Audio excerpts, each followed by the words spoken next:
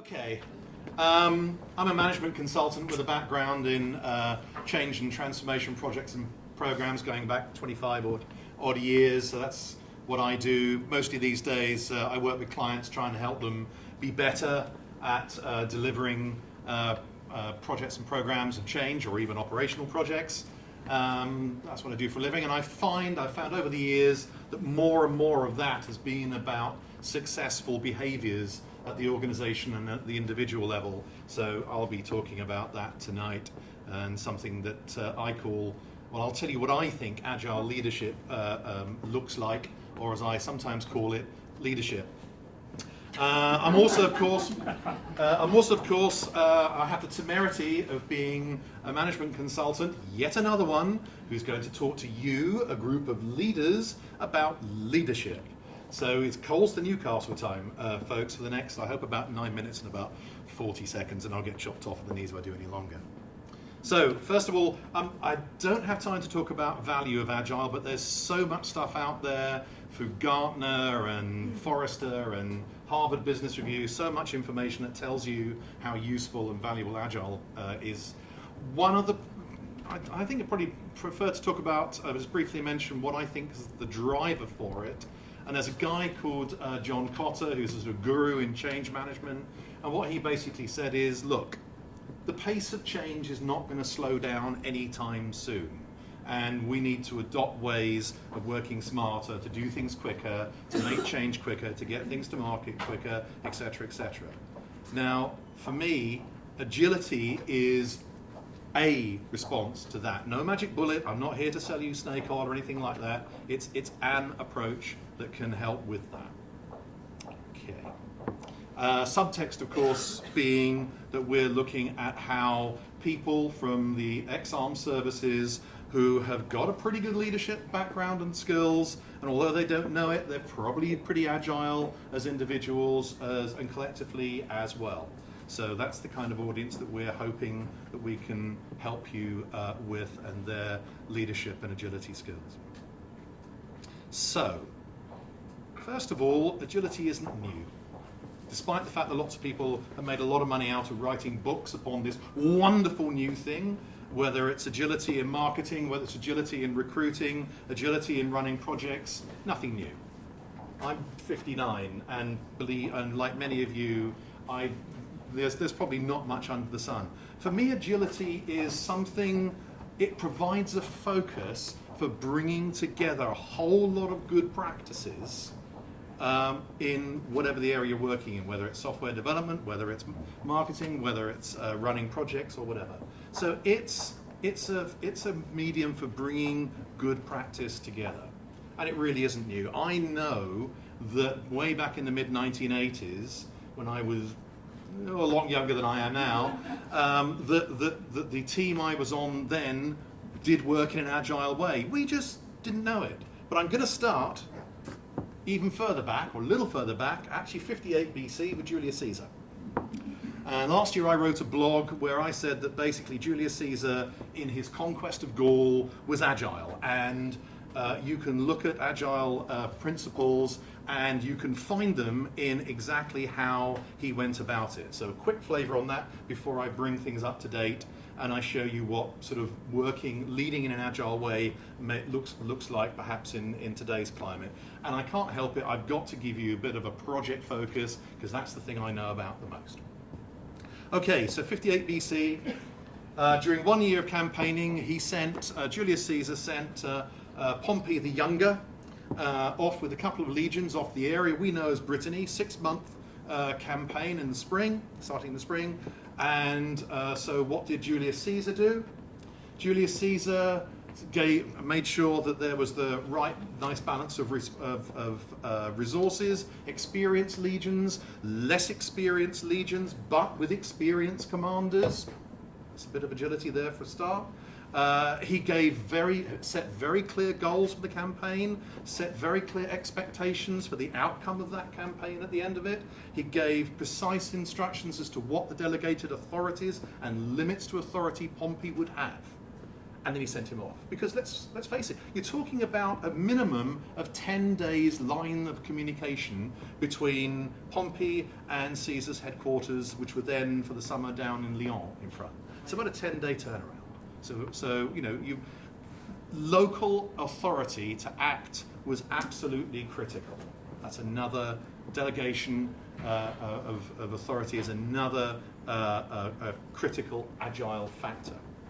What did Pompey do? No, not Pompey do as in France. What did Pompey the Younger do?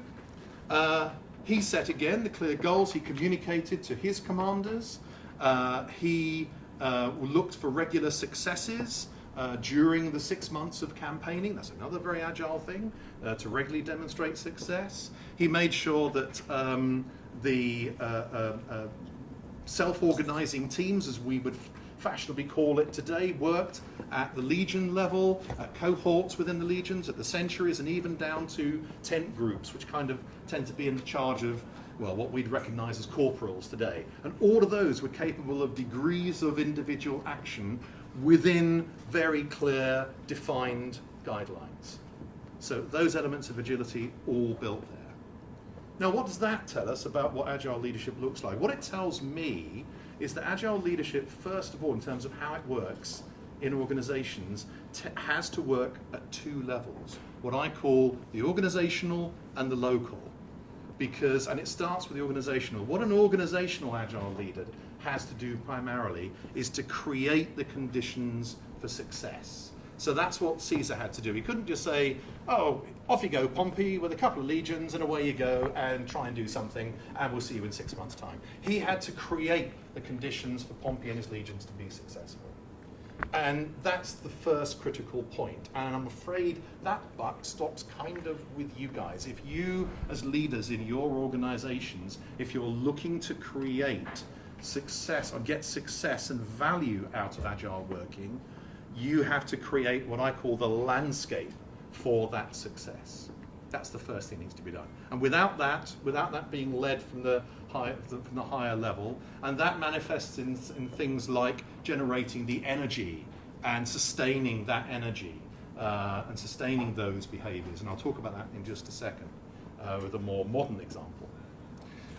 Whereas at the more local level, well, that's about what, and again, I'll give you a project background, but it could be operational, and that's what people do on a day-to-day basis in the life of a project or in a life of a business operation. So let's first of all bring things up to date a wee bit more. Last year and the year before, one of the clients I was working with was Gatwick Airport Operations.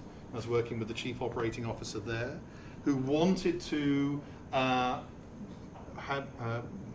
improve the delivery capability of his project people, and he also wanted to do something really unusual. He wanted to integrate project working into his business operations. He wanted to make it part of business as usual.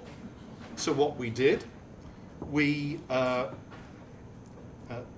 looked at how to apply Lean and Agile principles to the processes, and we did things like identified how far we could delegate authority and what those lines of authority and levels of authority could be. We set up a fairly flat project-based organization so that roles were clear, but it was flat, so that if the escalations were needed, it could be done very quickly, and we established what those lines of escalation were. We had regular successes in terms of with the team in rolling this out and keeping the energy going. So we provided the resources, we trained those recruited right professionals, we trained those people, coached them. We put into place simple and highly adaptable standards, like reporting structures, very simplified reporting, lots of those things. And that's what we did there. Very quick example of one challenge that projects often face with things with project sponsors is they're usually very busy operational leaders, and it's the contention of their time between an operational problem and a project issue. And ops, you have to keep the op going. So how you deal with stopping ops problems wrecking a project. one of the things that we did there was whenever we had that contention, they did a very, very quick risk analysis and rapidly identified who could take action. Did it need the sponsor in his or her role as director to actually deal with that operational issue, or could one of their highly competent and with appropriate authority delegated, one of their own people, actually take the necessary action, allowing the sponsor to actually spend the time with the project that they needed to. And sometimes it was the other way around, so we were finding mechanisms to support those directors acting either as sponsors or in their operational roles. And so we did that. How am I doing? About 14 minutes. She's harsh. Was that 4 minutes? Okay. To summarise then. What Agile leaders then tend to do is they adapt their leadership style to the needs of the organisation, the project, and sometimes even the moment. Agile leadership means delegated authority, but again, not willy-nilly within defined boundaries. It means actually having the right level of engagement, and that's sometimes one of the most difficult things to achieve. If you're interested, I can talk to you about how I did some of this with a business school in London and their executive team. And they assure the resources, they build and maintain the energy for whatever the organisation is doing, whether it's a change project or whatever. They inspire people, they create and sustain energy, as I've mentioned. They make sure that the right teams are selected, the right organisation is there. In other words, they actually tend to do things that good leaders do, which when it comes back to it is why I say that actually Agile leadership is just good leadership. So if you want Agile leadership in your organisations, go out there and create good leaders.